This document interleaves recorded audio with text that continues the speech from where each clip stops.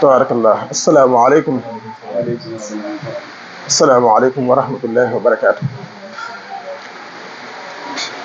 waaw. doolee sant suñu borom subhaanahu wa taala bu wér ci jotaay bi nga xam ne jotaay bi leer la waxtaanee ngërëmal suñu borom subhaanahu wa taala di sant mbooleem ñi ko teewe ñëpp. xam naa waxtu bi nag dafa xaw a xat moo tax duñ mën a guddal lool. dañuy sant mbooleem ñi ko teewe woon di sant suñu bi nga xam ne moom moo ko maanaam moom lañ fekk si woon tey di ko sant ci mbooleem teraanga ji ak mbooleem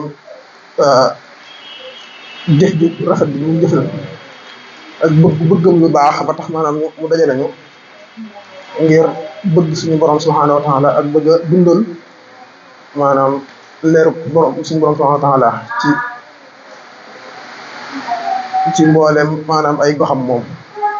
kon ñoo ngi leen di siyaar bu baax daal di leen jéggaloo bu baax a baax di ñaan suñu borom subhaanahu wa taala defal ñu ngërëmam ci lépp luñ fi def maanaam kenn ku nekk fa nga jóge woon maanaam ba fi nga ba fii nga egsi yàlla na suñu borom defal la ko ay ngërëm.